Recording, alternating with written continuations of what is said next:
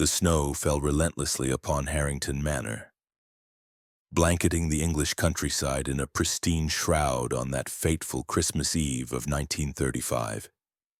Inside, the grand dining hall glowed with candlelight, the air thick with the scent of roasted goose and mulled wine. Sir Reginald Harrington, the tyrannical patriarch, raised his glass for a toast, his voice booming over the assembled family and guests. "To health, wealth, and the secrets we keep," he declared, eyes glinting with malice. As he sipped, a sudden choke escaped his lips. He clutched his throat, face purpling, and collapsed amid the clatter of silverware. Panic erupted. Was it poison? And who among them held the vial? Chapter 1. The Yuletide Assembly. The snow had begun its assault on Harrington Manor at precisely 3 o'clock that Christmas Eve afternoon of 1935, as though the heavens themselves had conspired to isolate the ancient stone house from the rest of Sussex. Flakes the size of communion wafers drifted past the mullioned windows, settling in thick, silent layers upon the gravel drive and the skeletal yew hedges that flanked it. By 4 o'clock, the world beyond the iron gates had vanished entirely. Only the manor remained, a solitary island of flickering lamplight and suppressed enmity. Inside, the great hall smelled of beeswax, pine resin, and the faint metallic tang of anticipation. A 12-foot Norway spruce dominated the western corner, its branches laden with glass baubles that caught the firelight and flung it back in fractured shards of crimson and gold. Beneath it, parcels wrapped in silver paper lay like offerings to some pagan god of inheritance. The gramophone in the adjoining drawing room spun a tinny rendition of "God Rest Ye Merry Gentlemen," the needle skipping slightly whenever the wind rattled the casements. Jenkins moved through the corridors with the measured tread of a man who had served the Harringtons for 2 decades and had long ago learned to make himself invisible. His black tailcoat was immaculate, the brass buttons polished to a muted gleam. But his left hand trembled almost imperceptibly as he adjusted the placement of a holly sprig on the mantel. 20 years of loyalty, he reminded himself, and still the master treated him as little more than a piece of furniture that happened to breathe. He paused before the pier glass, catching his reflection. 52 years old, hair iron gray at the temples, eyes the color of winter rain. "Steady, old man," he thought. "Tonight of all nights, you must be steady." In the entrance hall, the first motor car crunched to a halt. The chauffeur, a new man from the village, name of Wilkins, leapt out to open the rear door with theatrical flourish. Lady Evelyn Harrington emerged first, swathed in sable despite the short journey from the dower house on the estate's eastern edge. She was 48, though the society pages still insisted upon 42, and her beauty had hardened into something sharp and glittering, like frost on a blade. Behind her came Amelia, 24 and radiant in a coat of midnight velvet, her auburn hair escaping its pins in rebellious curls. She cast a quick, anxious glance toward the upper windows as though expecting someone to be watching. "Jenkins," Lady Evelyn said, handing over her muff without looking at him. "Sir Reginald is in the study?" "Yes, my lady. He arrived an hour ago, with Mr. Langston." A flicker crossed Lady Evelyn's face, irritation or perhaps fear. "Of course. The prodigal business partner returns. See that the blue suite is prepared for Mr. Langston, and the green room for Miss Amelia's companion, should she bring one." The last words were edged with frost. Amelia flushed. "I'm quite alone, Mamma." "For now," Lady Evelyn murmured and swept toward the staircase, the scent of l'heure bleue trailing in her wake. Jenkins bowed, expressionless, and turned to the next arrival. Edward Harrington's Bentley roared up the drive with the subtlety of a cavalry charge, slewing sideways in the snow before coming to a halt. Edward himself emerged, collar turned up against the wind, a cigarette dangling from lips that were too full for his narrow face. 35 years old and already running to seed, the once promising features had softened into petulance. He tossed the keys to Wilkins with a wink that was more threat than camaraderie. "Evening, Jenkins. Father in one of his moods?" "I couldn't say, sir." "You could, but you won't. Loyal to the last, eh?" Edward clapped the butler on the shoulder hard enough to stagger him, then strode inside, leaving wet footprints across the encaustic tiles. The final guest arrived on foot, having abandoned his Austin 7 half a mile down the lane where the drifts had proved impassable. Victor Langston was 40, lean as a greyhound, with the sort of dark, good looks that photographs well but unsettles in person. His overcoat was expensive but unshowy, his scarf cashmere the color of clotted cream. He carried a small leather valise and a bottle-shaped parcel wrapped in brown paper. "Mr. Langston," Jenkins greeted, relieving him of both. "Sir Reginald is expecting you." "Is he indeed?" Langston's smile was pleasant, but his eyes, pale hazel, almost golden, scanned the hall with the quick calculation of a man assessing exits. "And the family?" "Assembling, sir. Dinner at 8.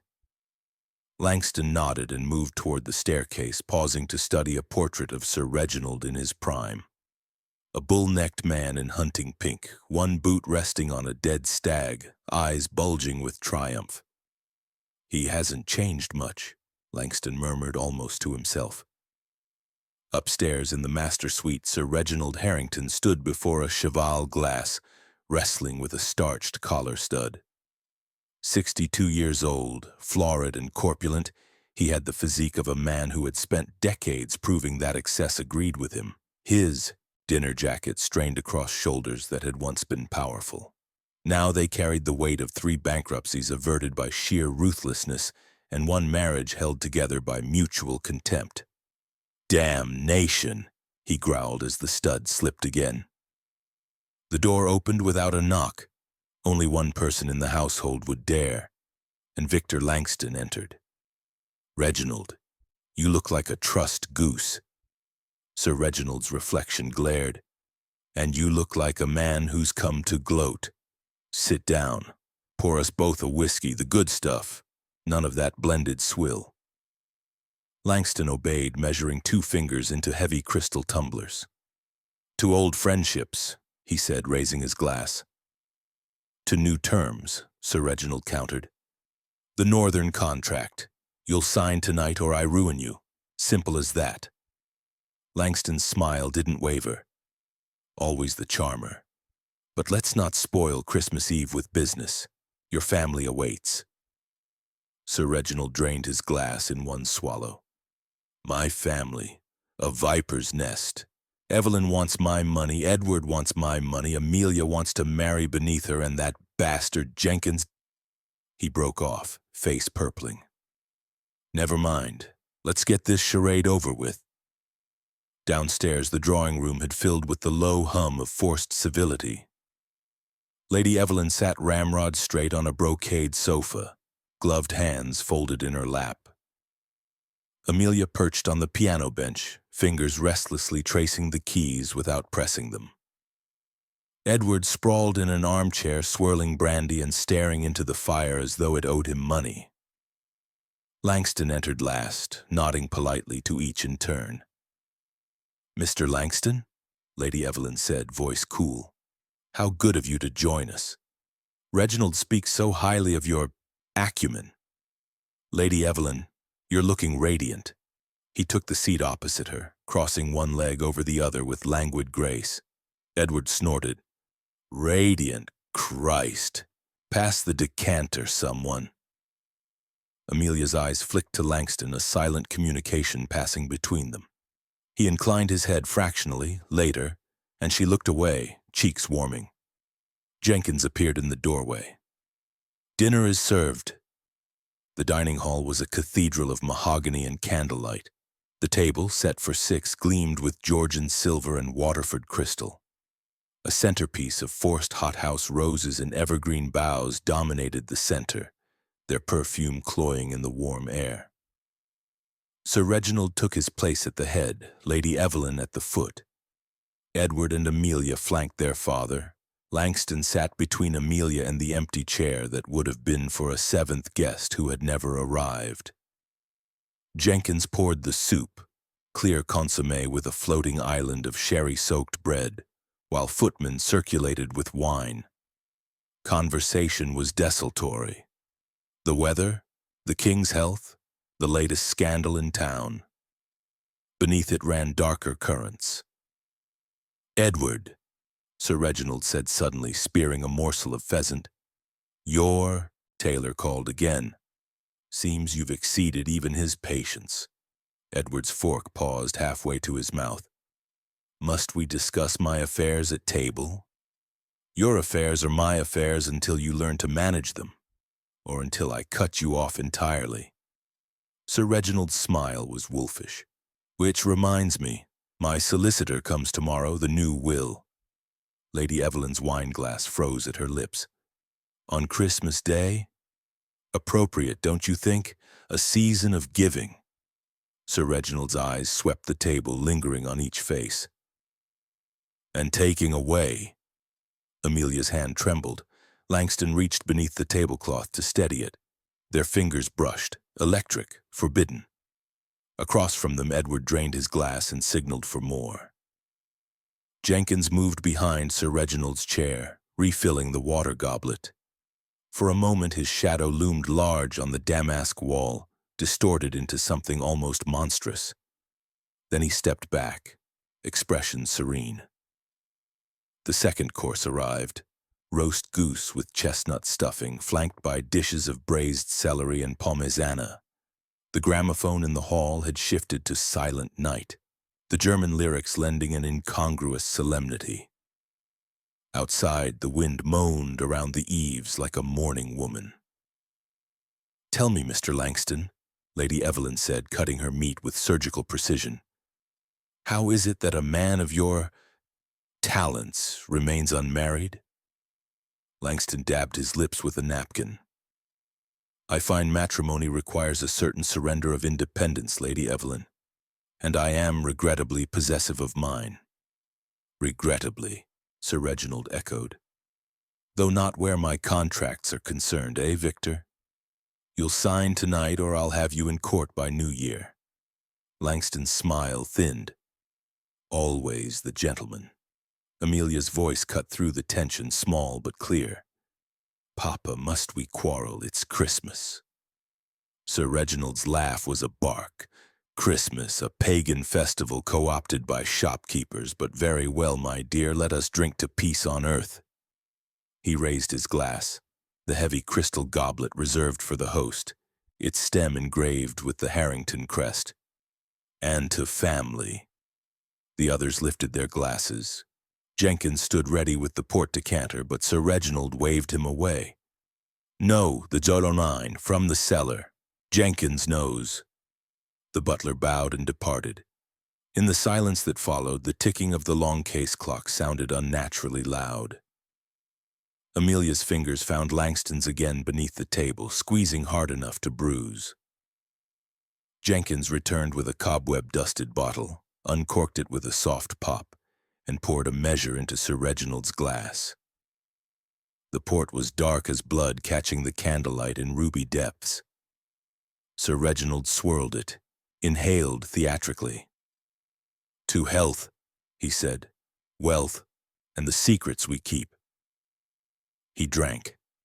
For a moment nothing happened. Then his eyes widened, pupils dilating to pinpricks.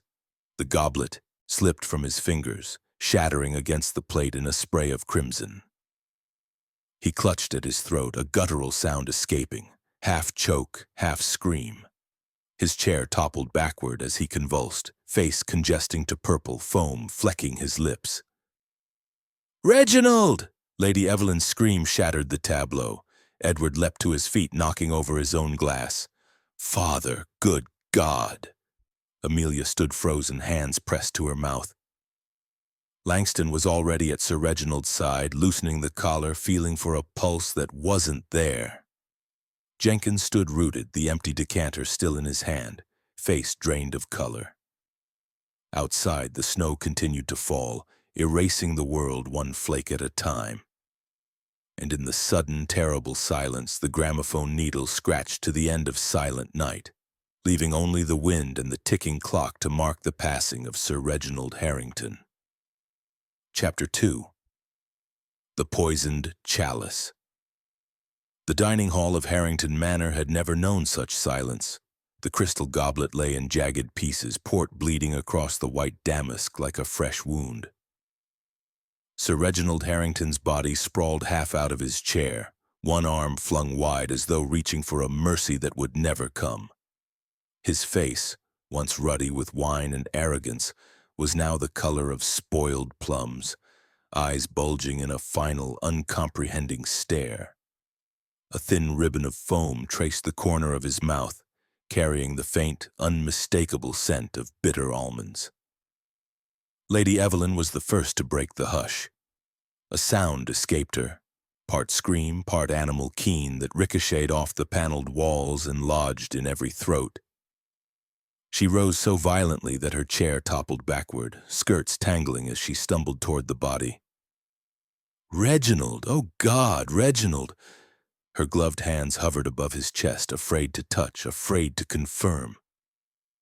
Edward Harrington stood paralyzed, brandy glass still clutched in one fist. The liquid sloshed over the rim and spattered the cuff of his dinner jacket. "Father?" The word emerged cracked, boyish, stripped of its usual sneer. He took one hesitant step, then another, until he loomed over the corpse. He's dead. He's bloody dead." Amelia remained seated, both hands pressed to her lips as though to cage a scream. Her eyes, wide, cornflower blue, were fixed not on her father, but on Victor Langston, who knelt beside the body with the calm of a surgeon. Langston's fingers moved with clinical precision, two beneath the jaw, then pressing the carotid. After a long moment, he sat back on his heels, expression unreadable. "Dead," he confirmed, voice low. "Less than a minute from the first spasm. Cyanide, almost certainly. The almond odor is unmistakable." He glanced up at Jenkins, who still held the empty port decanter like a man holding a live grenade. "Did anyone else drink from this bottle?" Jenkins' knuckles were white. "No, sir. Only Sir Reginald. I poured it, myself, straight from the cellar. The 09 Taylor's. He insisted." "Insisted?" Edward echoed, a hysterical laugh bubbling up. "Of course he did. Everything exactly as he wanted, right to the end." He rounded on the butler. "You were alone with the bottle. How do we know you didn't—" "Edward!" Amelia's voice cracked like a whip. She had risen at last, skirts trembling. "Jenkins has served this family for 20 years. Accusations won't bring Papa back." "Neither will piety," Edward snapped. He seized the decanter from Jenkins's unresisting grip and sniffed the neck, his face twisted. "Almonds. Christ." He thrust it toward Langston. "You're the expert in cutthroat deals. Tell me, does cyanide come standard with vintage port?" Langston ignored the barb. He lifted a shard of the broken goblet, tilting it so the candlelight caught the residue inside. "The poison wasn't in the bottle," he said quietly. "Look, the glass is coated on the inside rim, not the bowl. Someone applied it directly to the lip. A contact poison, fast-acting. He'd have tasted it the moment he drank." Lady Evelyn made a strangled sound. She had sunk to her knees beside her husband's body, one hand pressed to her mouth. "Who would do this?" she whispered. "On Christmas Eve, in our home?" The answer hung unspoken in the air, thick as the cigar smoke that still lingered from the pre-dinner drinks. "Someone in this room." Jenkins recovered first. He set the decanter on the sideboard with exaggerated care as though it might explode. "I'll telephone Dr. Hargreaves," he said, voice steady now. "And the police. The lines may be down with the storm, but—" "No police," Lady Evelyn said sharply. Everyone turned. She had risen, smoothing her skirts with hands that trembled only slightly. "Not yet. Think of the scandal, the newspapers. They'll devour us. Her gaze swept the table, lingering on each face. We are snowbound. No one can reach us, and no one leaves. We will manage this ourselves until the road's clear. Manage a murder? Edward's laugh was ugly. With what, Mama? A seance? With decency, she hissed. Your father deserves that much. Langston stood, brushing imaginary dust from his trousers. Decency won't preserve evidence. The body mustn't be moved. The glass, the decanter, everything stays exactly as it is. He glanced toward the windows, where snow now obscured the glass entirely. We're isolated for at least 36 hours, plenty of time for evidence to be destroyed. Or for the killer to strike again. Amelia flinched as though slapped. Again? You think... I think, Langston interrupted gently, that whoever did this had motive, means, and opportunity, and all three are sitting at this table. Silence fell again, heavier now. The fire popped, sending up a shower of sparks. Somewhere in the walls, the old house creaked like a ship taking on water. Jenkins cleared his throat. Begging your pardon, but Sir Reginald mentioned a guest arriving tomorrow. Monsieur Poirot? He sent a telegram confirming. Edward snorted. The Belgian detective? Father's idea of a Christmas jest, no doubt. Let's invite the little peacock to solve a crime that hasn't happened yet. Well, the joke's on him. Perhaps not, Langston said. If the roads are impassable, Poirot may be stuck in the village. But if anyone can reach us through this blizzard, it's him. In the meantime... He turned to Jenkins. Lock the cellar. The bottle came from there, the poison may have too. And search the guests' rooms. Discreetly. Jenkins hesitated. Sir, that's necessary, Lady Evelyn cut in. Her voice had regained its steel. Do it, Jenkins, and bring brandy to the drawing room. We'll wait there. As the butler bowed and departed, Amelia caught Langston's sleeve. Victor, she whispered. The footprints I saw earlier from the library window to the woodshed, they were fresh. Someone was outside before dinner. Langston's eyes narrowed. You're certain? She nodded, lower lip trembling. I thought it was Jenkins fetching more logs, but he was in the pantry then. I checked. Edward overheard. Footprints? In this storm? They'll be gone by morning? Exactly, Langston said. Which is why we preserve what we can. Now. He offered Amelia his arm. To the drawing room. We have a long night ahead. They filed out, leaving Sir Reginald's body alone beneath the chandelier's cold glare. The candles had burned lower, wax pooling like blood. On the table, the untouched plum pudding sat beneath its crown of holly, berries bright as fresh spilled drops. In the corridor, the gramophone had begun to play again. Someone had wound it in panic or habit. "O come, all ye faithful," the chorus swelled, tinny and obscene against the hush of murder. Jenkins met them at the drawing-room door, a silver tray of brandy balloons trembling slightly in his grip. Behind him, the great staircase yawned upward into shadow. Somewhere above, a door slammed, though no wind stirred the house. "The telephones are dead," he announced. "Lines cut clean through. And the woodshed door, it's unlocked. Someone's been in and out." Lady Evelyn accepted a glass with steady fingers. "Then we are truly alone," she said. She raised the brandy in a mockery of her husband's earlier toast. "To secrets," she murmured and drank deeply. Outside, the snow kept falling, erasing footprints, erasing sins, erasing everything but the truth that waited, patient, inevitable, in the dark. Chapter 3. Shadows in the Snow. The drawing-room fire had sunk to sullen embers, throwing long, wavering shadows across the Axminster carpet. Outside, the storm had thickened into a white maelstrom. The French windows rattled in their frames like the teeth of something trying to get in. Inside, 5 people sat in a loose circle of armchairs and settees, brandy glasses glinting like accusatory eyes. No one spoke of moving Sir Reginald's body. No one spoke at all. Lady Evelyn broke the silence first. She set her glass on the pie crust table with a click that sounded in the hush like a gunshot. "Jenkins," she said. "The footprints Amelia saw. Show us." The butler inclined his head.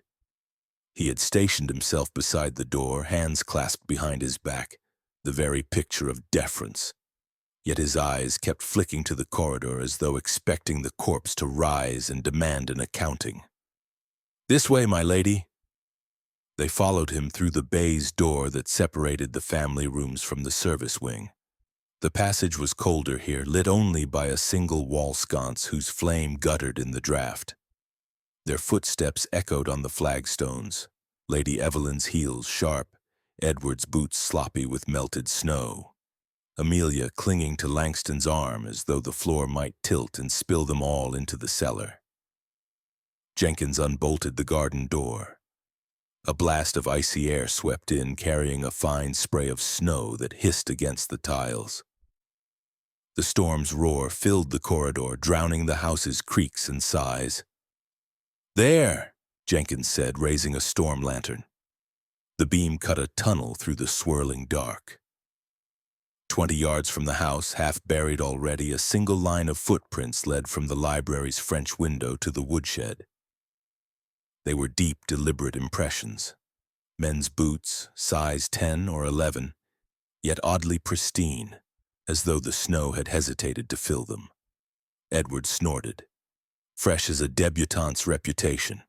Someone went out after the blizzard started. Or before, Langston countered. He stepped outside, coat collar turned up, and crouched beside the first print. "Look, the edges are crisp, made within the last hour, and the stride—" He measured with his gloved hand. "Long, confident. Someone who knew exactly where he was going." Amelia shivered, drawing her fur stole tighter. "The woodshed. Papa kept things there. Old ledgers. A safe." Lady Evelyn's voice cut through the wind. "Reginald's private papers. He moved them last week, said the study was too obvious for prying eyes." Her gaze slid to Langston, lingered, moved on. Jenkins held the lantern higher.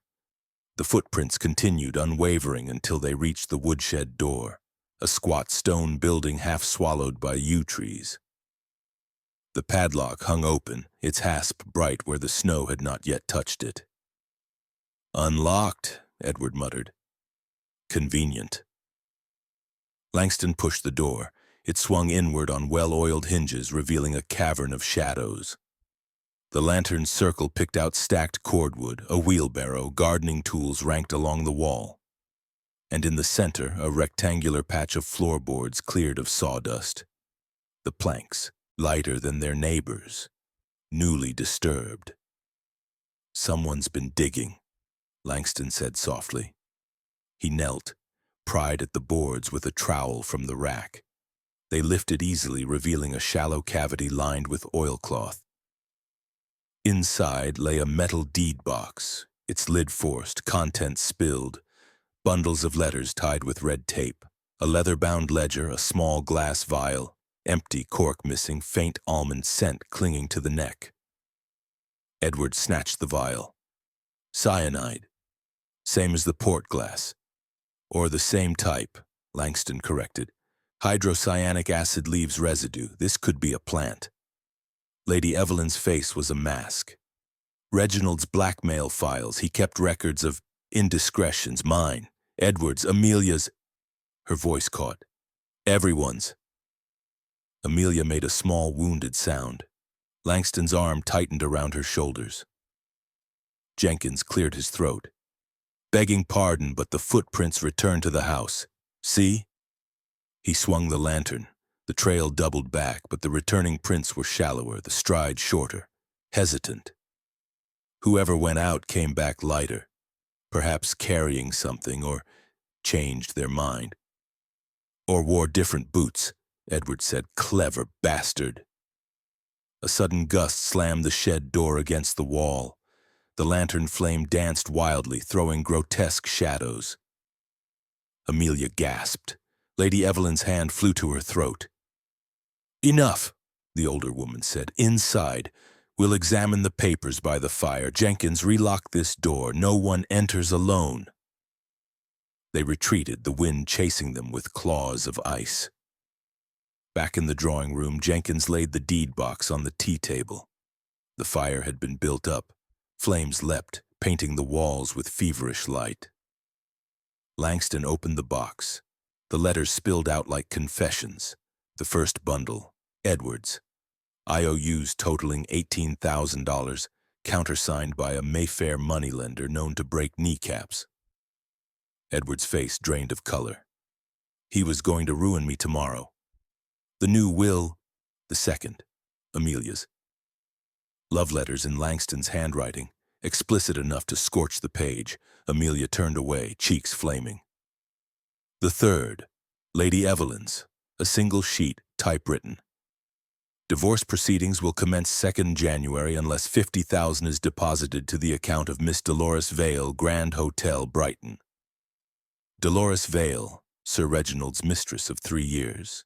Lady Evelyn laughed, a brittle sound. So that was the price of my freedom. He thought to buy silence with scandal. Langston lifted the ledger. Columns of figures, coded initials. One entry repeated, VL, 27,500 owed. My northern contract, he said quietly. He was bleeding me dry, refused to renegotiate unless I signed over controlling shares. Edward rounded on him.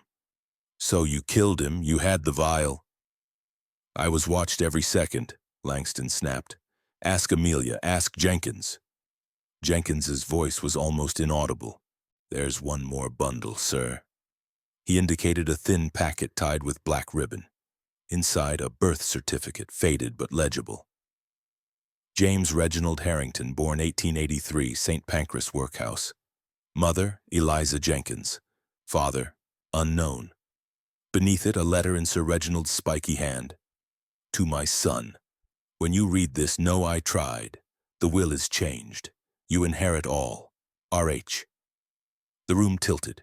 Jenkins, James, stood very still, the lantern trembling in his grip. Edward found his voice first. You're his bastard. Jenkins's eyes were ancient. He promised recognition, then laughed, said it was a jest to keep me loyal. His gaze moved to the deed box. I found the vial in the pantry this afternoon, thought it rat poison. Hid it in the shed to protect the staff.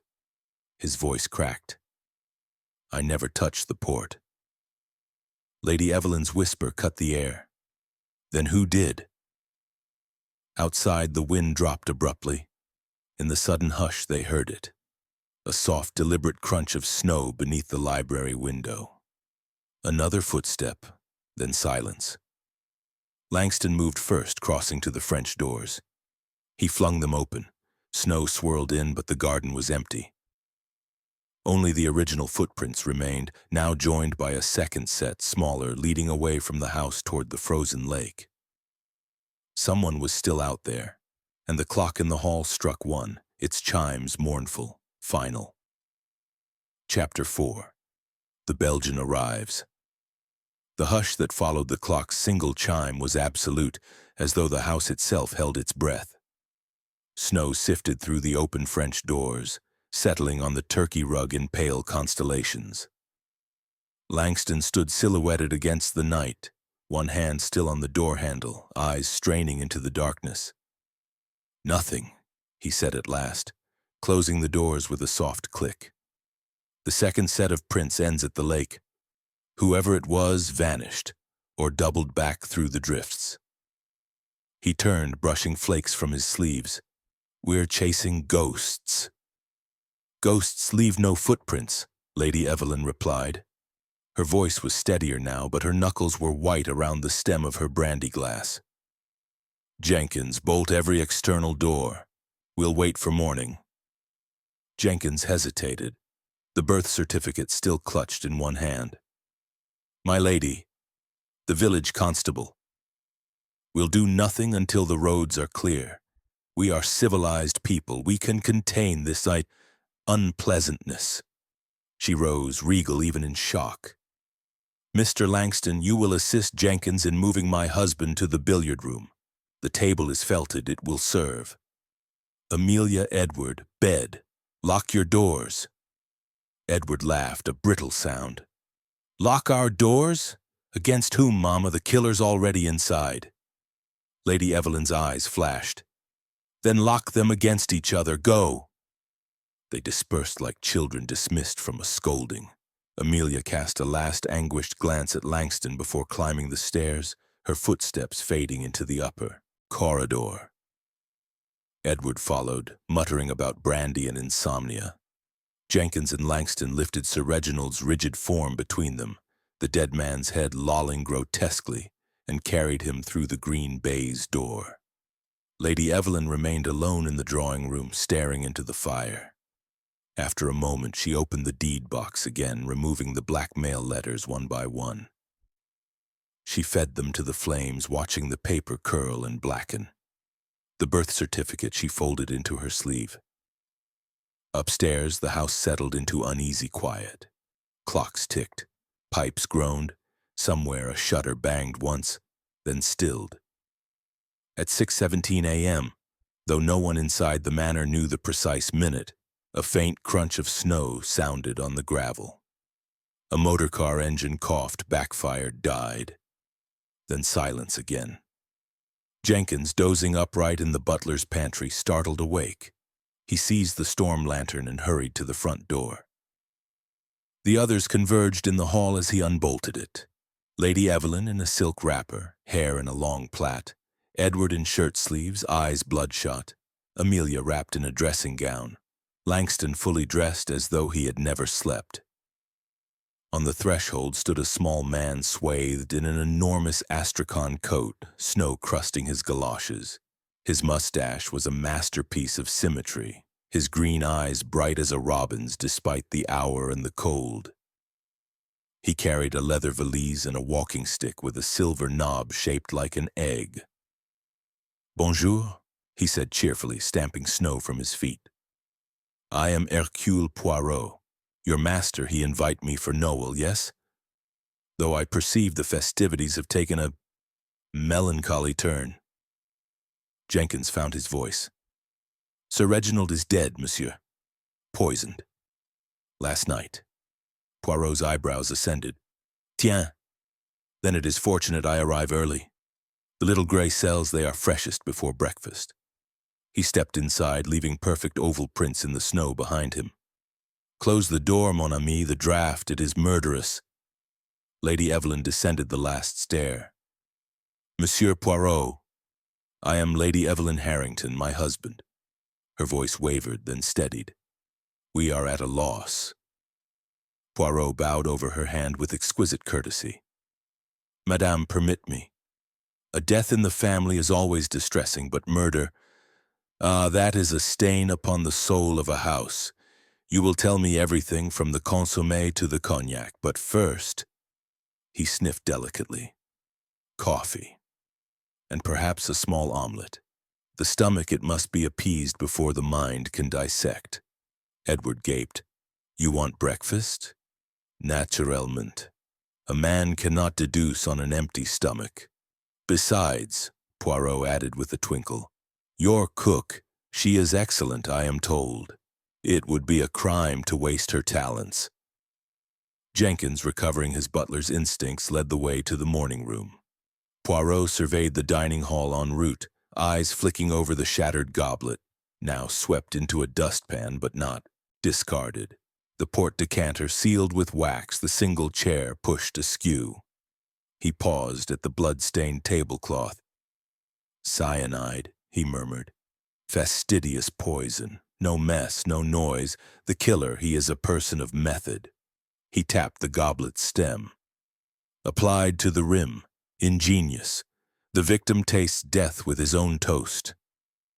In the morning room, Poirot accepted coffee and a plate of coddled eggs. The others watched in stunned silence as he ate with delicate precision.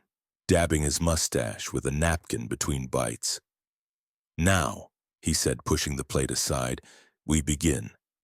Madame, you will introduce the dramatis personae." Lady Evelyn recited the names and relationships with the crispness of a society hostess. Poirot listened, head tilted, fingers steepled. "Excellent. And the motives? Come, come, we are all adults. Sir Reginald, he was not beloved." Edward snorted. "He was a tyrant. Debts, threats, blackmail." "Edward!" Lady Evelyn warned. Poirot raised a hand. "Non, non, let him speak. The truth, it hides in the shouting." He turned to Jenkins. "You, mon ami, you were with the port?" Jenkins recounted the cellar, the bottle, the pouring. Poirot's eyes narrowed at the mention of the woodshed cache. "Show me." They trooped outside, Poirot's galoshes crunching through the fresh 6 inches of snow. The footprints to the woodshed were nearly obliterated, but the disturbed floorboards told their story. Poirot examined the empty vial, sniffed, nodded. "Prussic acid, pharmacy grade. The killer, he has access to chemicals. Or a chemist." He glanced at Langston. "You, monsieur, you are in business with the deceased?" Langston met his gaze steadily. "Partners, until he tried to ruin me." "And you, mademoiselle?" Poirot's voice softened for Amelia. "Your father?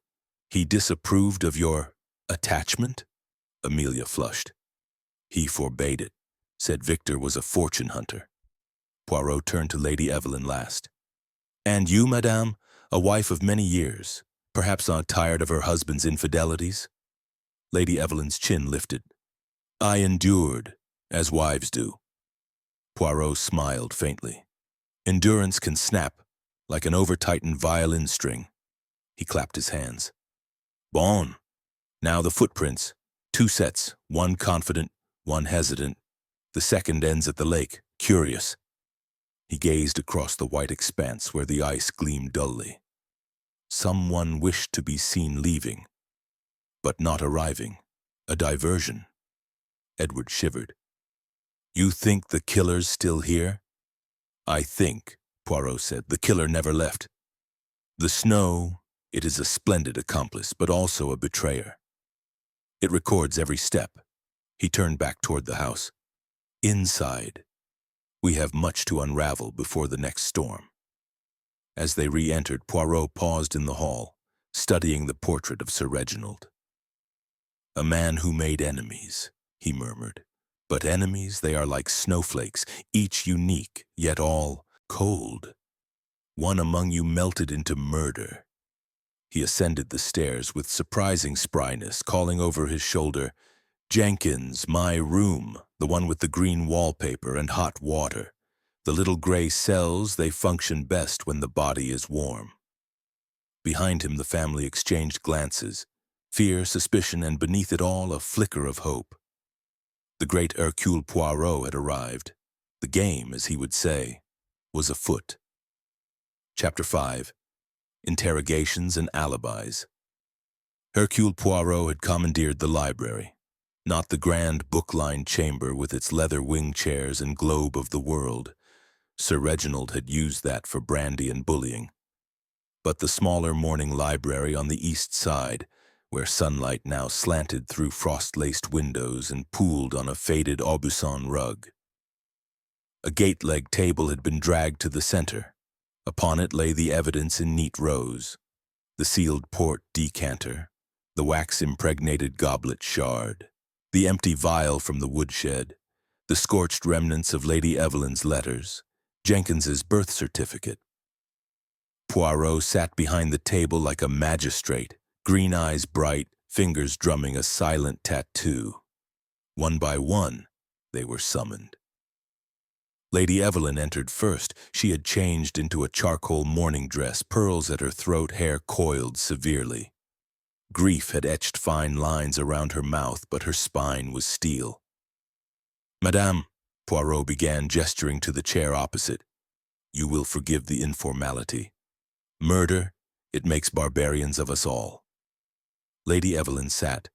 "Ask what you must, monsieur." You were at the foot of the table. You saw your husband drink?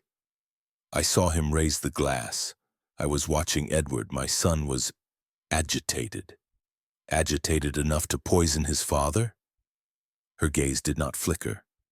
Edward is weak, not wicked. He gambles, he drinks, he borrows, but murder? She gave a brittle laugh.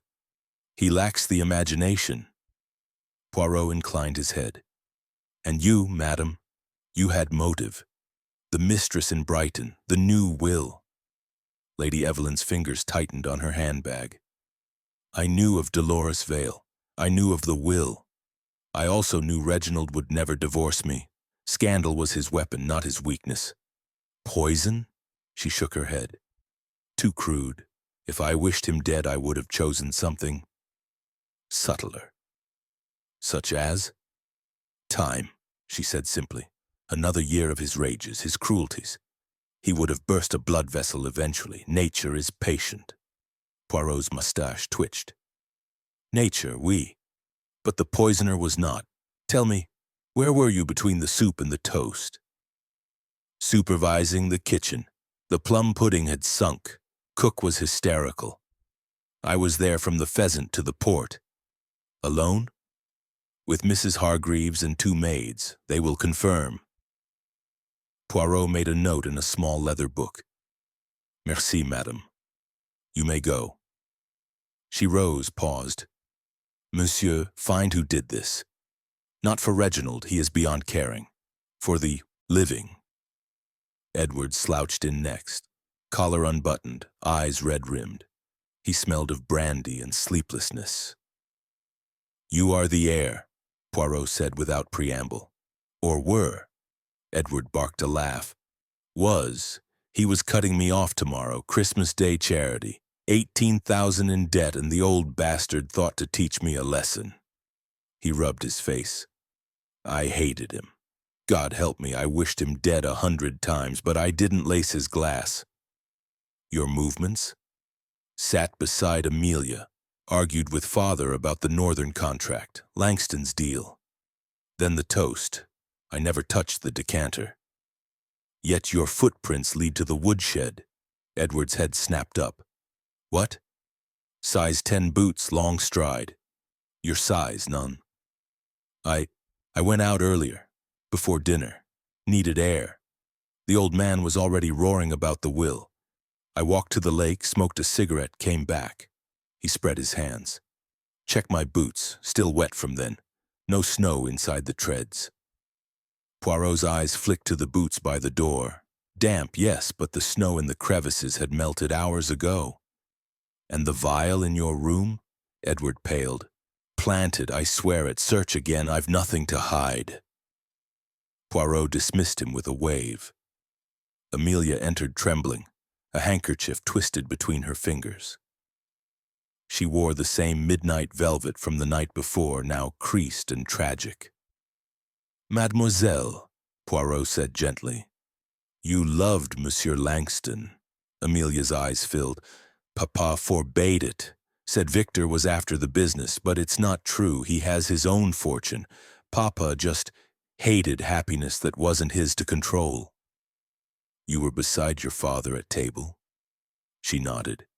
I poured his water when Jenkins was in the pantry, but the port, I never touched it. And the handkerchief found near the body? Almond-scented. My perfume. I dropped it when Papa collapsed. It's lily of the valley with a trace of almond oil. Cook uses the same for marzipan. Anyone could have taken it. Poirot leaned forward. You saw the footprints from the library window? Yes, before dinner. I thought it was Jenkins fetching logs, but he was polishing silver in the butler's pantry. I checked. Mercy. He watched her go, noting the way her shoulders shook. Victor Langston was last of the family. He entered with the calm of a man walking into a boardroom, not an inquisition.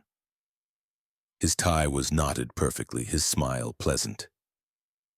Monsieur Langston, you handled the decanter? Briefly. Passed it from Jenkins to Sir Reginald.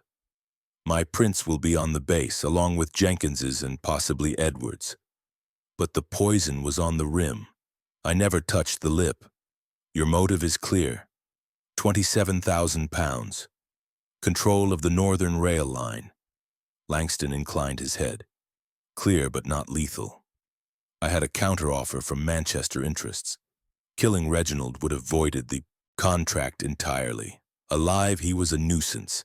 Dead, he was a catastrophe. Poirot's eyes gleamed.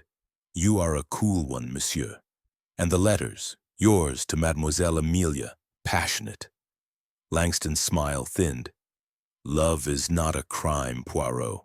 No, but concealment can be. You were seen slipping something into the decanter. Sugar, Langston said smoothly.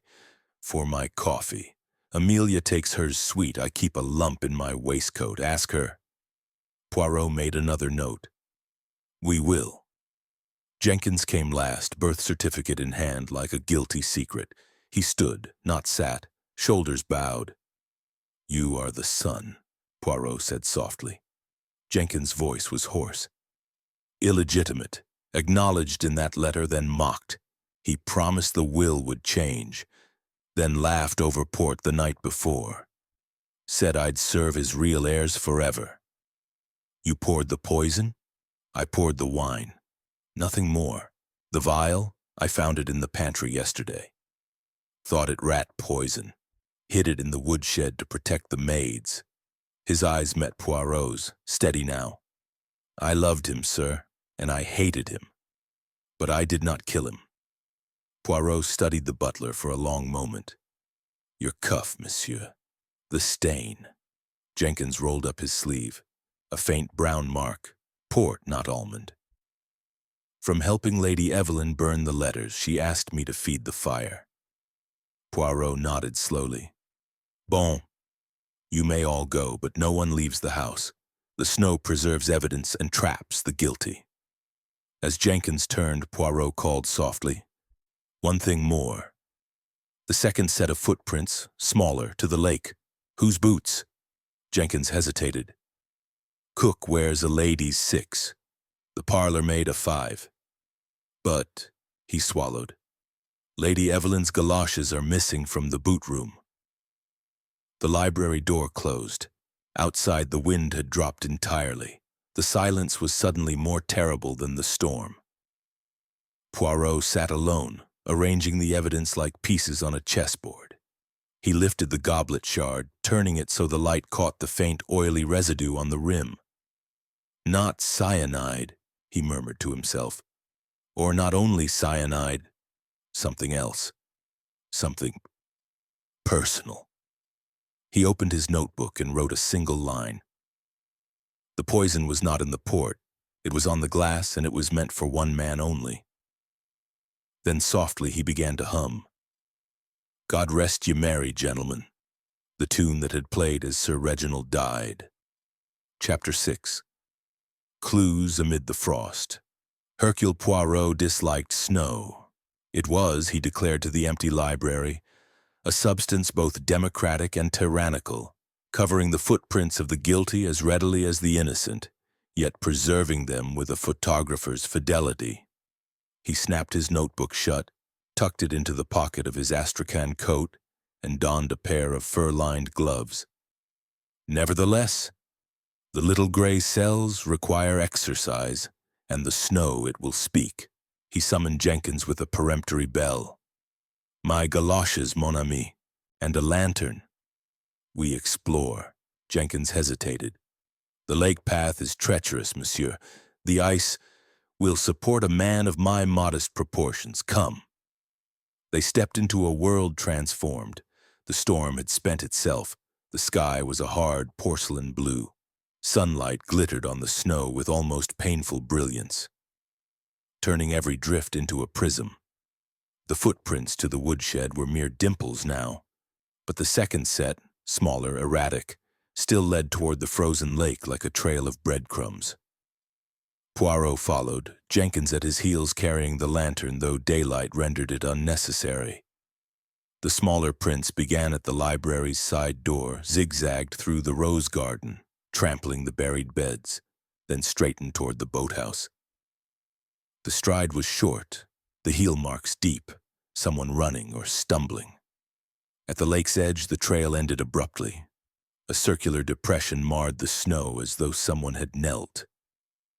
Beside it, a single galoche print, Lady Evelyn's size 6, the tread worn smooth at the ball.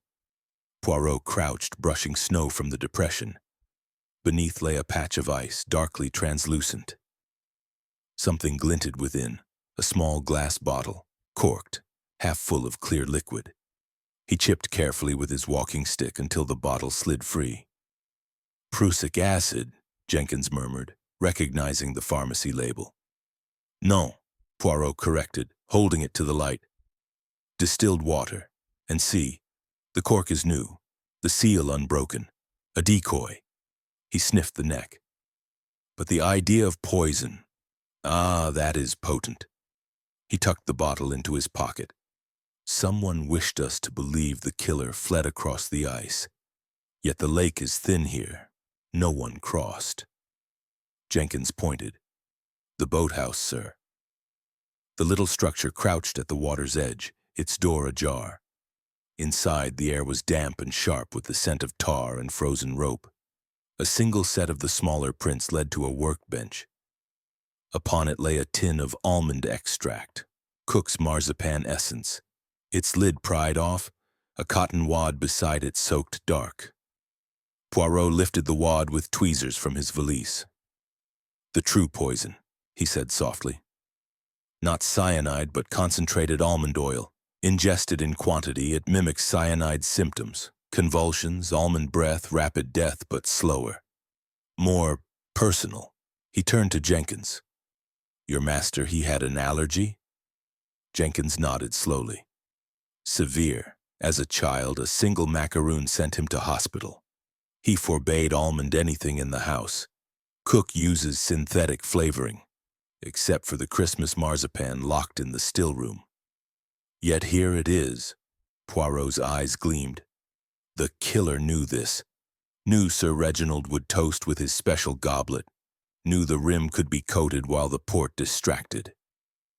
He wrapped the tin and wad in silk. The method was intimate. The motive? Revenge. They returned to the house. In the boot room, Poirot examined Lady Evelyn's galoshes, both present, both dry. So the print at the lake was made with her boot, then returned. Borrowed, perhaps, while she supervised the kitchen. Jenkins' face was grim. The still-room key hangs in the butler's pantry. Anyone could have taken it. Anyone, Poirot echoed, who knew the house's rhythms. Indoors, the search intensified. Poirot directed footmen to empty every room while the family watched from the drawing room. Faces pale masks. In Amelia's bedroom, beneath a loose floorboard, they found a second vial, cyanide this time, half empty, corked with wax. Amelia gasped as it was produced. "I've never seen it," she cried. "Someone planted it. Victor, tell them." Langston's jaw tightened.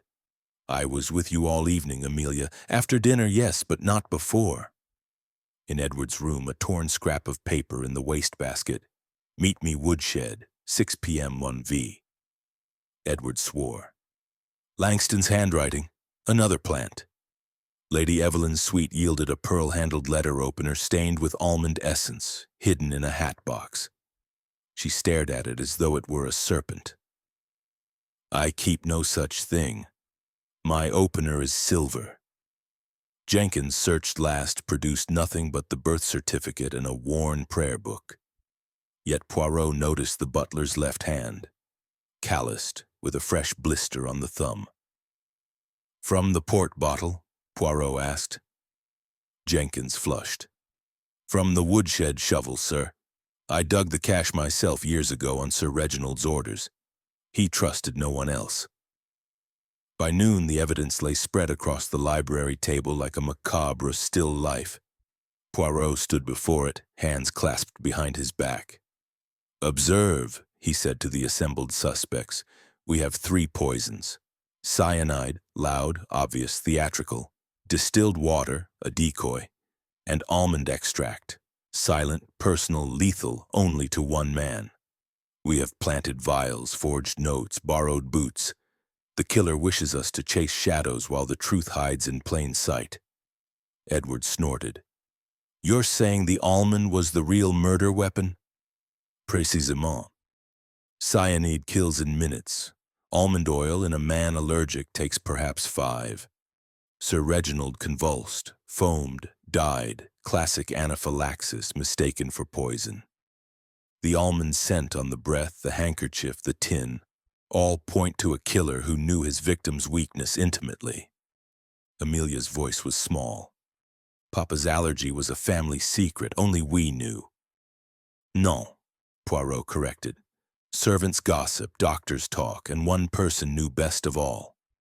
His gaze settled on Lady Evelyn, the wife who nursed him through his childhood attacks, who banned almonds from the house, who supervised the kitchen last night, close to the still-room. Lady Evelyn's face was marble. You accuse me? I accuse the evidence, madam. The galoche print was made after you left the kitchen.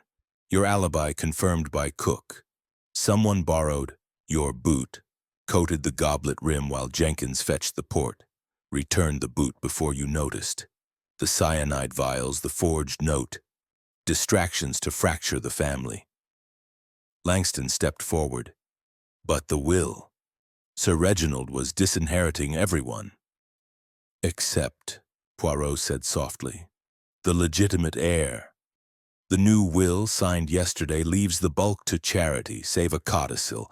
Jenkins inherits the estate if Sir Reginald dies before the new year, a fact known only to the solicitor, and the wife who read the draft in her husband's study. Silence fell, thick as the snow outside. Poirot lifted the almond tin. The killer needed no poison from a chemist, only a wife's knowledge, a servant's key, and a family's chaos. The rest, red herrings to keep us circling. He turned to Jenkins. You dug the cache, oui. But you also moved the marzipan tin last week on Lady Evelyn's orders? Jenkins's eyes widened. She said Sir Reginald wanted it for a prank. I thought nothing of it. Lady Evelyn laughed, a sound like breaking glass. You cannot prove? I can, Poirot said. The goblet rim bears a fingerprint, yours, madame, in almond oil. The laboratory in London will confirm, and the galoche tread matches the print at the lake, made after you returned to the kitchen while the rest of us were distracted by the body. He opened his valise, producing a magnifying glass. Under its lens, the goblet shard revealed a clear thumbprint, oily and perfect. Lady Evelyn stared at it, then at her own hand. The fight went out of her like air from a punctured balloon. She sank into a chair, suddenly old. It was supposed to look like suicide, she whispered. The allergy, the toast to secrets. He would have understood, but the cyanide, I never...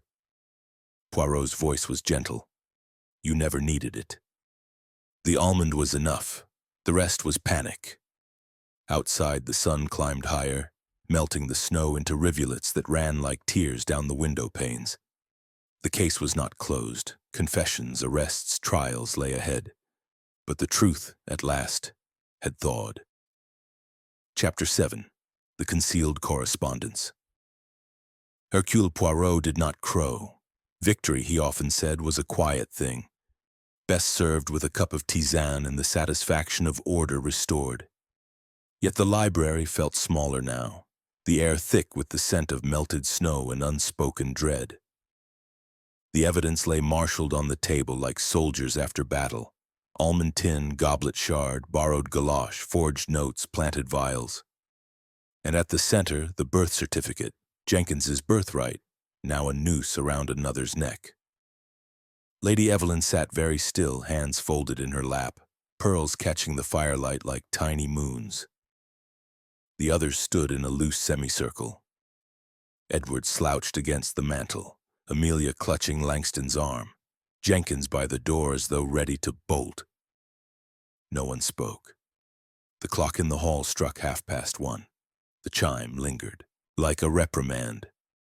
Poirot broke the silence. "Madame," he said gently, "the fingerprint is conclusive.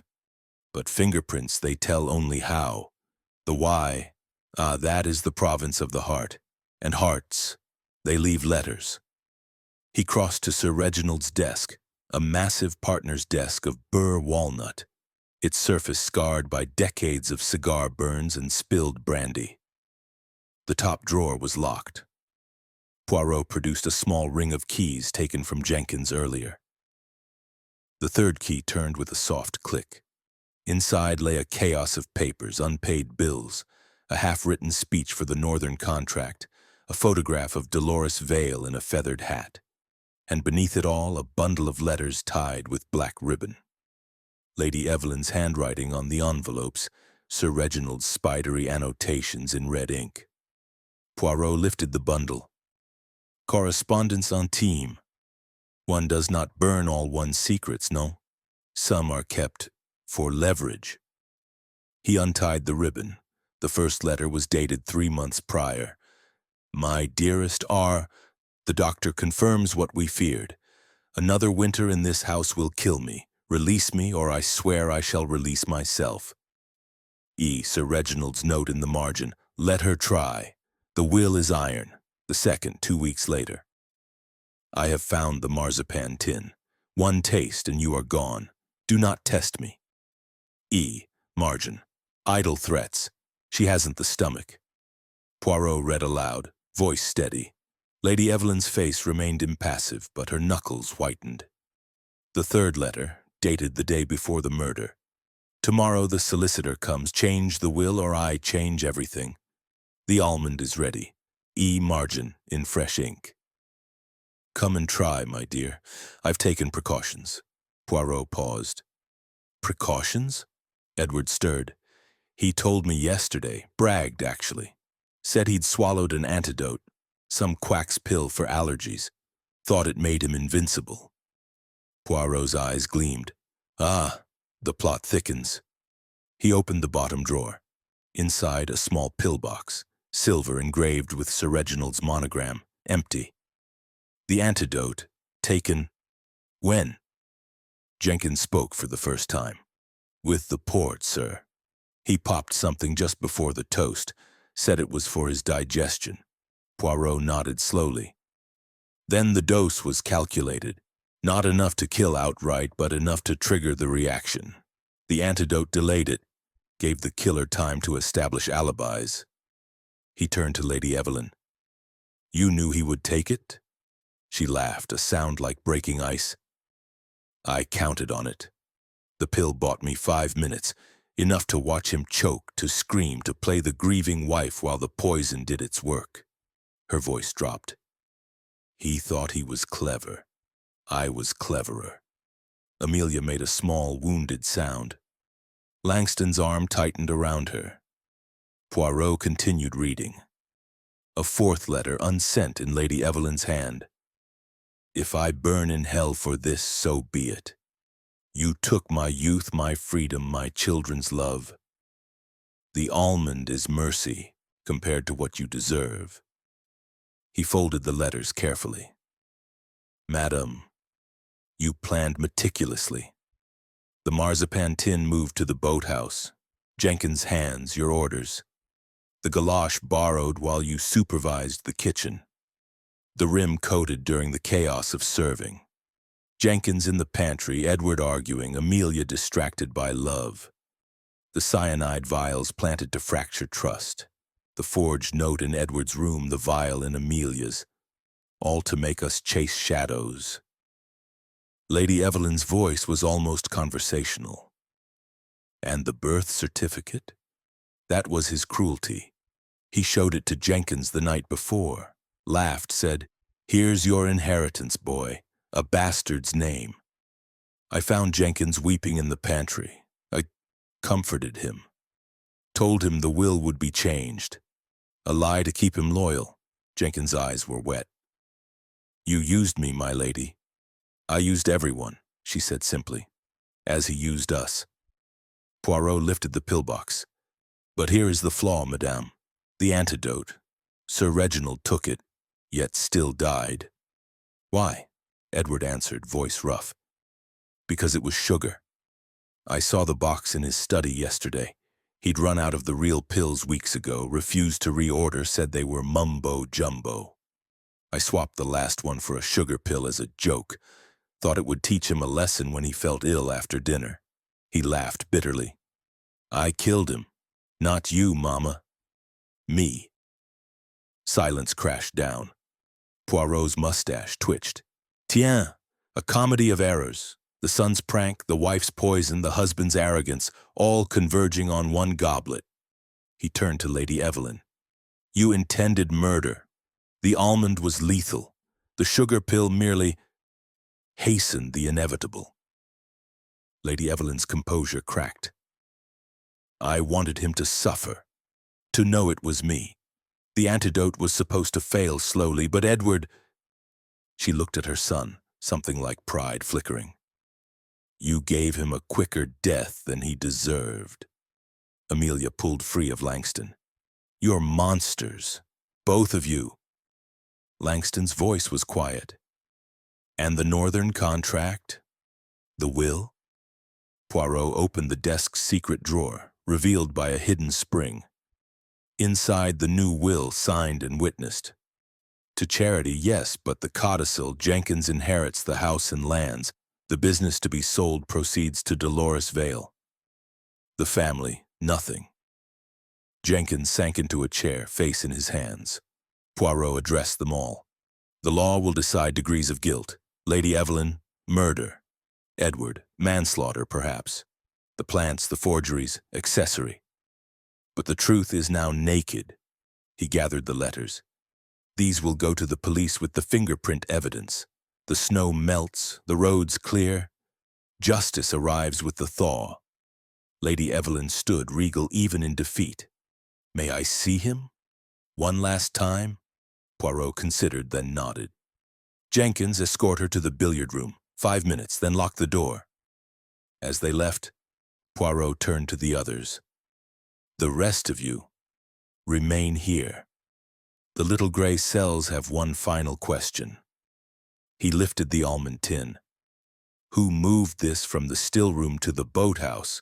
Jenkins says on your orders, madam, but you were in the kitchen. Someone else carried it. Edward's eyes widened. Amelia? She was in and out. Amelia shook her head violently. I never... Langston's voice cut through. I did. All turned. I found the tin in the pantry yesterday, Langston said calmly. Recognized the label, Sir Reginald's allergy. Thought to remove it before he saw and raged at the staff. Hid it in the boathouse. Didn't know it would be used. Poirot's smile was thin. Another thread in the tapestry. Innocence tangled with guilt. He clapped his hands. Enough. The police will untangle the rest. Outside, the sun dipped toward the horizon, turning the snowfields to rose and gold. The thaw had begun, slowly, inexorably carrying away footprints, secrets, and the last illusions of Harrington Manor. Chapter 8. Unraveling Deceptions. The library had become a tribunal. Sunlight slanted low through the east windows, gilding the dust motes that drifted like slow confetti. The evidence table was now a battlefield of truths half revealed. Almond tin, pillbox, letters, will, birth certificate. The suspects stood in a ragged line. Lady Evelyn returned from the billiard room, face pale but composed, Edward swaying slightly, brandy on his breath. Amelia clinging to Langston, Jenkins rigid by the door, eyes fixed on nothing. Hercule Poirot stood at the head of the table, small and immaculate, a general surveying his captured flags. Mesdames et messieurs, he began, voice crisp as frost. We approach the end. The deceptions, they unravel like an old sweater. One thread pulled and the whole collapses, but first, a demonstration. He lifted the silver pillbox, shook it, empty. Edward's sugar pill, intended as a jest, fatal in consequence. Lady Evelyn's almond oil, intended as murder, lethal by design. 2 poisons, 1 death.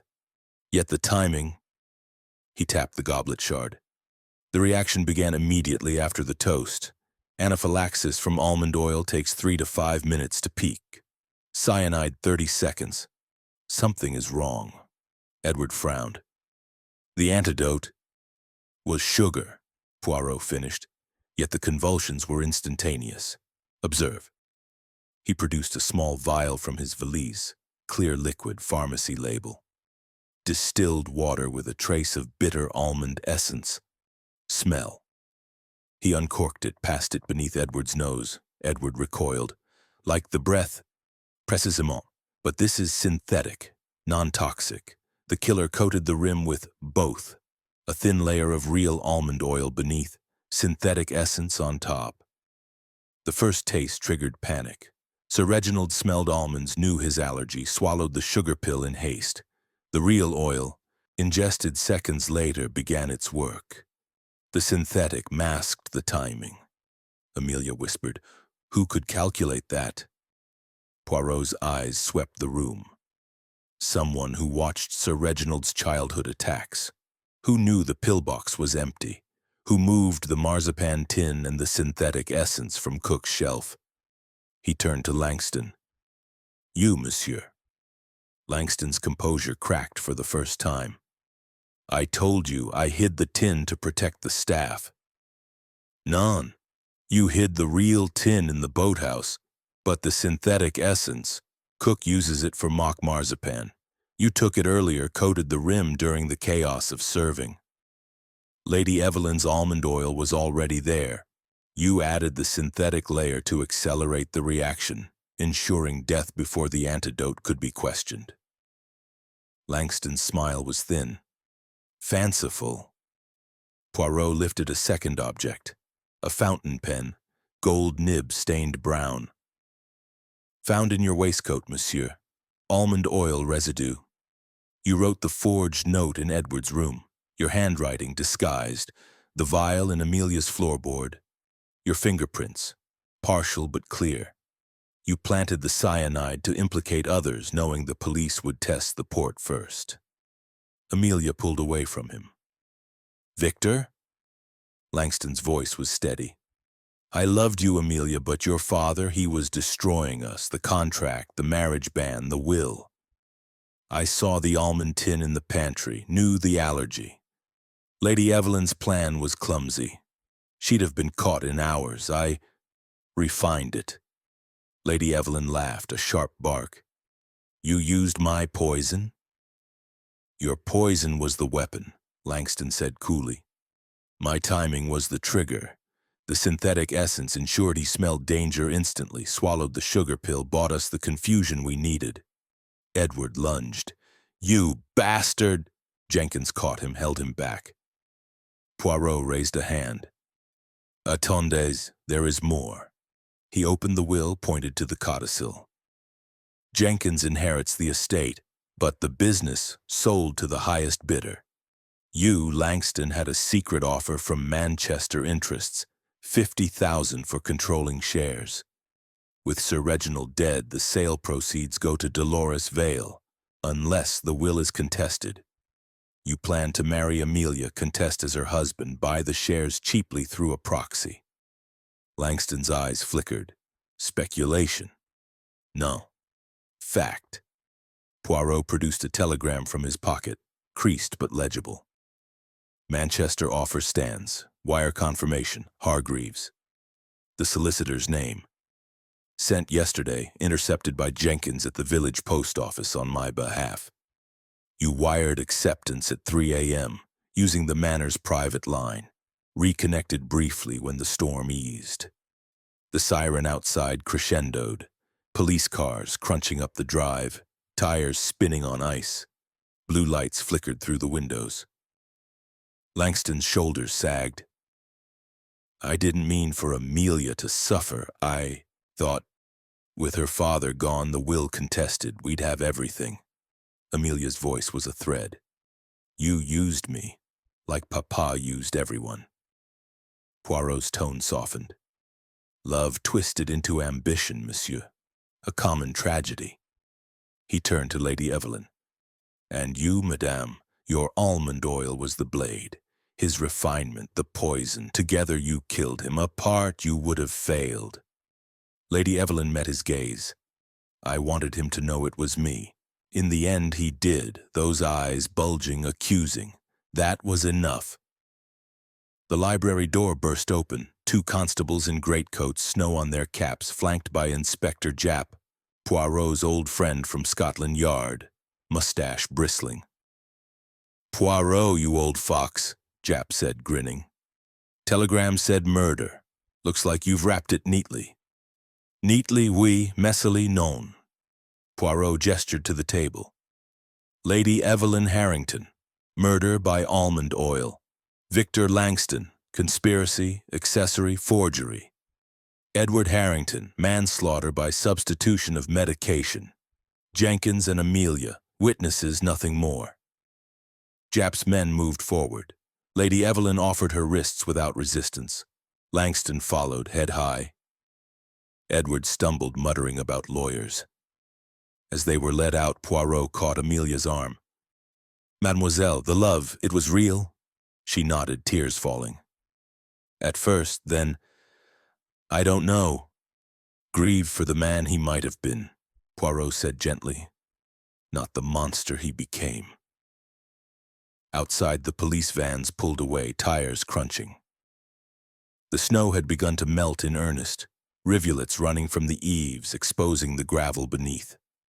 The footprints to the lake were gone, the galoche print a mere shadow. Poirot stood on the steps with Japp, watching the cars disappear down the drive.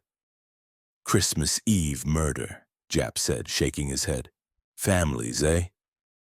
Poirot's breath fogged the air. "The darkest deeds hide in the brightest lights, mon ami. But the little gray cells, they see through tinsel and tears alike." He turned back to the house. Jenkins waited in the doorway, birth certificate in hand. "The will stands, sir?" Poirot nodded. "You are master of Harrington Manor now. Use it wisely." Jenkins' eyes were old beyond his years. "I'll sell it. Give the money to the village. Start again. Somewhere the name means nothing." Poirot clapped him on the shoulder. "A noble choice. And you, mademoiselle?" He looked past Jenkins to Amelia, wrapped in a shawl. "I'll go to my aunt in Scotland," she said. "Learn to be someone else." Poirot bowed. "Then Merry Christmas, mes enfants. May the new year bring cleaner snow." He descended the steps, galoshes crunching, humming, "God rest ye merry gentlemen," under his breath. Behind him, Harrington Manor stood silent, its secrets melted away with the thaw. Chapter 9. The dramatic confrontation. The library had become a stage. Afternoon light, thin and wintry, poured through the east windows, turning the dust motes into slow-motion snow. The evidence table was no longer a collection of objects, but a silent jury. Almond tin, synthetic essence vial, silver pillbox, forged note, pearl-handled letter opener, birth certificate, will. Each item gleamed with accusation. Hercule Poirot stood at the head, small but commanding, hands clasped behind his back. The suspects formed a ragged semicircle. Lady Evelyn in dove gray, wrists bandaged from earlier restraints. Victor Langston in shirt sleeves, tie loosened. Edward Harrington unshaven, eyes bloodshot. Amelia wrapped in a shawl, face pale. Jenkins by the door, birth certificate clutched like a shield. Inspector Japp had stepped outside to coordinate the arriving constables. The room belonged to Poirot alone. "Mesdames et messieurs," he began, voice resonant, "the hour of truth arrives. No more shadows, no more red herrings. The little gray cells have spoken. We confront the killer, not with rage, but with logic." He lifted the almond tin. The weapon, real almond oil, lethal to Sir Reginald's allergy. Lady Evelyn moved it from the still room using Jenkins's loyalty. But the timing, that was the masterpiece. He set the tin down, lifted the synthetic essence vial. This, non-toxic but potent in scent. layered atop the real oil on the goblet rim. The first taste triggered panic. Sir Reginald smelled almonds, swallowed the sugar pill Edward substituted as a jest. The real oil began its work.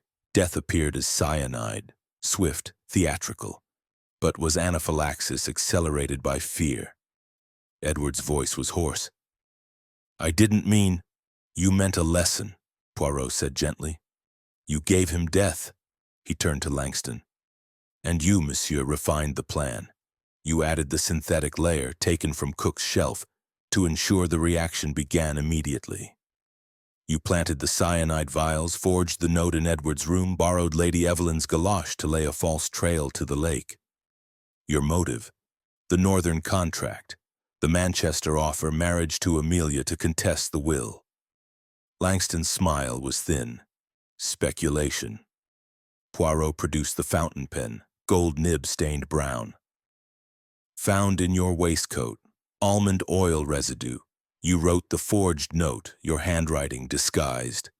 The vial in Amelia's floorboard, your partial fingerprint." He lifted the goblet shard under a magnifying glass. "And here, the rim, 2 layers, real oil beneath, synthetic atop, your refinement." Amelia pulled away from Langston, eyes wide. "Victor?" Langston's composure cracked. "I loved you, Amelia, but your father, he was destroying us. The contract, the marriage ban, the will. Lady Evelyn's plan was clumsy. She'd have been caught in hours. I perfected it." Lady Evelyn laughed, sharp and bitter. "You used my poison?" "Your poison was the blade," Langston said coolly. "My timing was the trigger. The synthetic ensured he smelled danger instantly. Swallowed the sugar pill, bought us confusion." Edward lunged. "You bastard!" Jenkins caught him, held him back. Poirot raised a hand. 10 days. The footprints, smaller to the lake, made with Lady Evelyn's galoche, borrowed while she supervised the kitchen. Returned before she noticed. The cyanide vials, distractions to fracture trust. The forged note, "Meet me woodshed, 6 p.m. V, to implicate Edward. All your work, Langston." He opened the will, pointed to the codicil. "Jenkins inherits the estate. The business sold, proceeds to Dolores Vale. But you had a secret offer, 50,000 for controlling shares. Marry Amelia, contest the will, buy cheaply through a proxy, a perfect crime." Langston's shoulders sagged. "I didn't mean for her to suffer. I thought, with him gone, we'd have everything." Poirot's voice softened. "Love twisted into ambition, a common tragedy." He turned to Lady Evelyn. "And you, madame, your almond oil was the intent. His refinement, the execution. Together you killed him. Apart you would have failed." Lady Evelyn met his gaze. "I wanted him to know it was me. In the end he did. Those eyes accusing. That was enough." The library door opened. Inspector Japp entered, 2 constables behind him. "Poirot?" "Charges," Poirot said. "Lady Evelyn Harrington, murder. Victor Langston, conspiracy, accessory, forgery. Edward Harrington, manslaughter. Amelia and Jenkins, witnesses." Japp's men moved forward. Lady Evelyn offered her wrists without resistance. Langston followed, head high. Edward stumbled, muttering about lawyers. Amelia remained frozen, staring at the evidence table as though it might speak. Poirot caught her arm. "Mademoiselle." "The love, it was real?" She nodded, tears falling. "At first. Then, I don't know." "Grieve for the man he might have been," Poirot said, "not the monster he became." As the prisoners were led out, Poirot addressed Jenkins. "The manor is yours. The will stands. Use it wisely." Jenkins's eyes were old. "I'll sell it. Give the money to the village. Start again. Somewhere the name means nothing." The front door closed. The house sighed as though exhaling a long-held breath. Poirot lingered, lifting the host's chair from the dining hall, setting it neatly at the library table. He placed a single sprig of holly upon the seat. Green leaves, blood-red berries. A Christmas ornament, he murmured, for the ghost of feasts past. Outside, the police vans pulled away, tires crunching through slush. The thaw had begun, water running in rivulets, exposing the gravel beneath.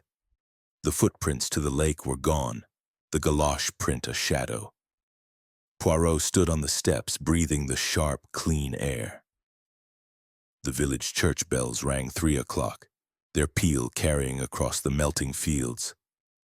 Joyeux Noël, he said to the empty drive, and to all, a good night. He descended the steps, galoshes leaving perfect oval prints that the thaw would soon erase. Behind him, Harrington Manor stood silent, its secrets melted into the earth, its future unwritten. Chapter 10. The Yuletide Revelation. The dining hall of Harrington Manor had been restored to a semblance of order. The blood-stained tablecloth was gone, replaced by a plain linen runner. The broken goblet had vanished into evidence bags.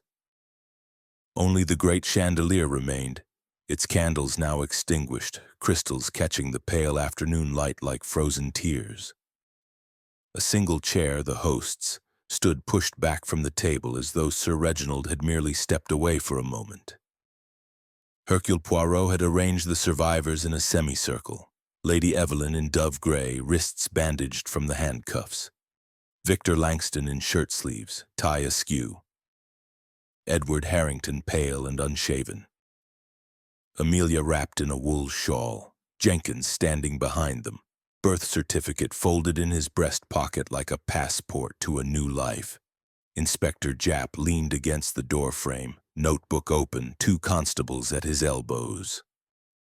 Outside, the thaw had turned the snow to slush. Water dripped steadily from the eaves, a soft percussion against the silence.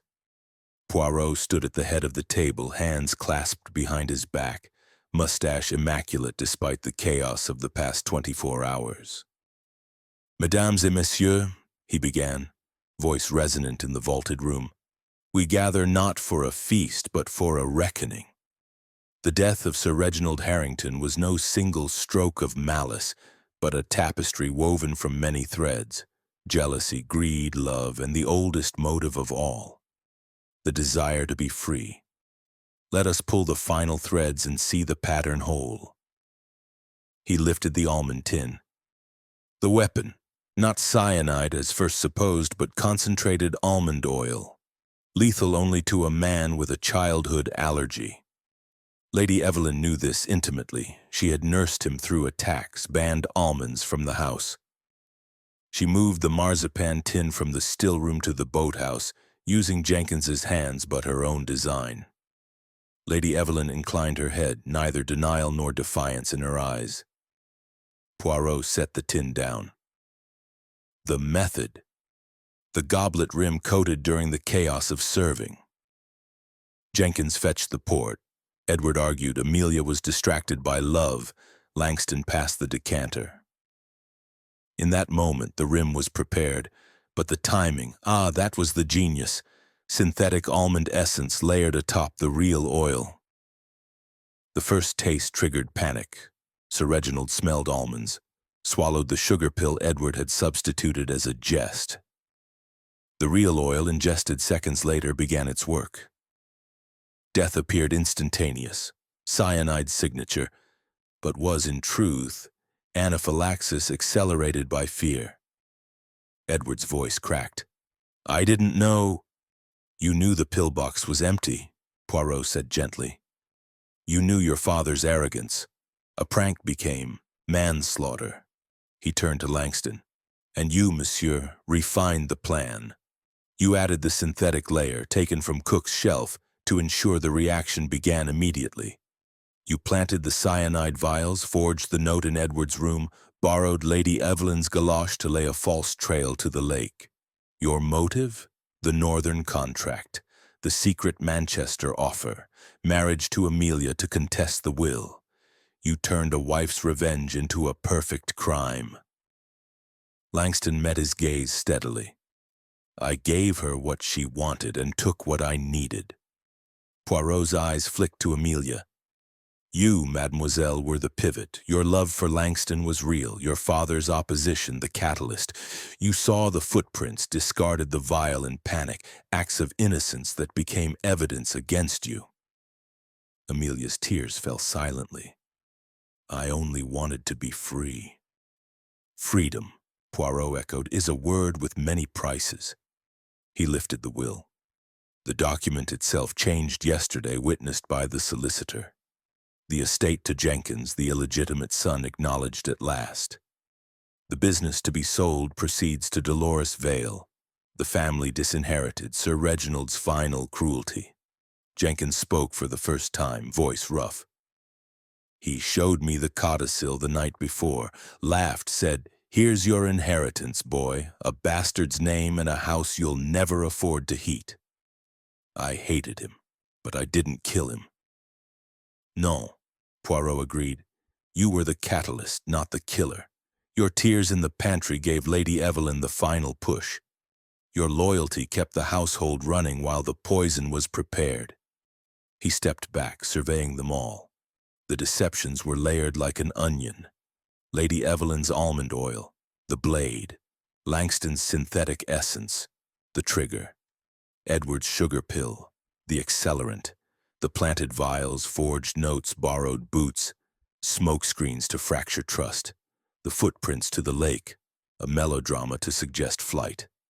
All converging on one goblet, one toast, one death. Inspector Japp cleared his throat.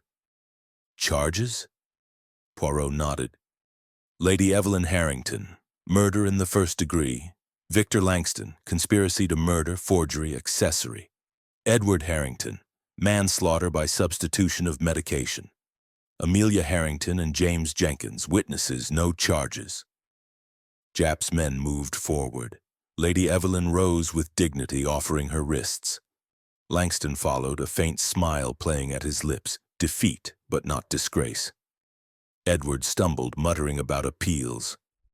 Amelia remained seated, staring at the empty chair as though her father might yet return to berate her. Poirot addressed Jenkins last. The manor is yours, monsieur. The will stands. Use it as you will. Jenkins' eyes were ancient. I'll sell it. Give the proceeds to the village school. Start a new life where the name Harrington means nothing. Poirot bowed. A wise choice. And you, mademoiselle? Amelia's voice was a whisper. Scotland, my aunt's cottage. I'll learn to be someone else. The constables led the prisoners out. The front door closed with a soft thud, the sound of a chapter ending. Poirot lingered in the dining hall, alone now save for Japp. He lifted the host's chair, set it neatly at the table, then placed a single sprig of holly upon the seat. Green leaves, blood-red berries. A Christmas ornament, he murmured. For the ghost of feasts past, Japp clapped him on the shoulder.